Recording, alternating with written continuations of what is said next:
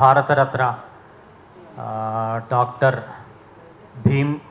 భీమ్రావ్ రామ్జీ అంబేద్కర్ గారు ఆయన చేసిన కృషికి మన సమాజంలో అందరూ ఒకటే అని చాటి చెప్పాలని ఆయన చేసిన తపస్సు పురస్కరించుకుంటూ, తరువాత సుందరయ్య విజ్ఞాన కేంద్రం సభ్యులకు మరియు తెలంగాణ ప్రజా సాంస్కృతిక కేంద్రం సభ్యులకు నా హృదయపూర్వక అభినందనలు, కృతజ్ఞతలు తెలుపుకుంటూ, మా గురువు గారు doctor CSK Prasadarao, retired general manager Bharat dynamics limited, ఈ అవకాశం నాకు ఇచ్చి నన్ను ఇక్కడ తీసుకొచ్చినందుకు, ఈ అద్భుతమైన కార్యక్రమంలో నన్ను కూడా ఒక పాత్రధారిగా నన్ను చేసినందుకు, మరియు భూపతి వెంకటేశ్వర్లు గారికి నాకు ఈ అవకాశం ఇచ్చినందుకు ధన్యవాదాలు తెలుపుకుంటూ, నేను ఒక చిన్న డైలాగ్ నేను వినిపిస్తానండి. కుల నిర్మూలనకు సంబంధించింది.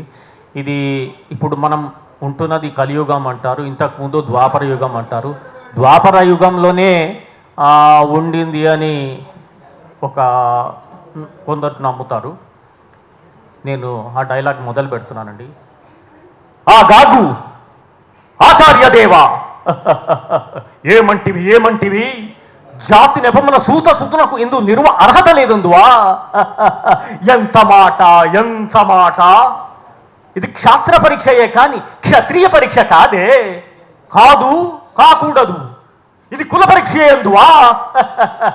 నీ తండ్రి భరద్వాజుని జనురబెట్టిది, అది జుగుప్సాకరమైన నీ సంభవం ఎట్టిది. మట్టి కుండలో పుట్టితివి కదా, నీది ఏ కులము.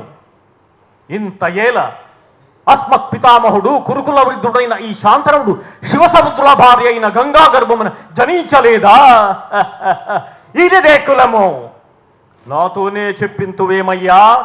మా వంశమునకు మూల పురుషుడైన వశిష్ఠుడు దేవవేశ్వకు ఊర్వశీ పుత్రుడు కాడా. అతడు పంచమజాత కన్య అయిన అరుంధతందు శక్తిని, ఆ శక్తి చండాలనేది పరాశరుని, ఆ పరాశరుడు పల్లెపడిచిన మత్స్యగంధ్యందు మా తాత వ్యాసుని, ఆ వ్యాసుడు విధరాండ్రైన మా పితామహి అంబికతో మా తండ్రిని, పినపితామహి అంబాలికతో మా పినతండ్రి పాండురాజును, మా ఇంటి దాసితో ధర్మ నిర్మాణ జనులని మీచే కీర్తించబడుతున్నా ఈ విదురుదేవుని కనలేదా. కావున సందర్భావసరం పట్టి క్షేత్ర బీజ ప్రాధాన్యములతో సంకరమైన మా కురువంశము ఏనాడో కులహీనమైనది కాగా నేడు కులము అను వ్యర్థవాదమెందులకు. కులమత భేదాలెందుకు మనిషిలో కనిపించదు చివరకు ఏ పశువులో. కులమత భేదాలెందుకు మనిషిలో కనిపించదు చివరకు ఏ పశువులో.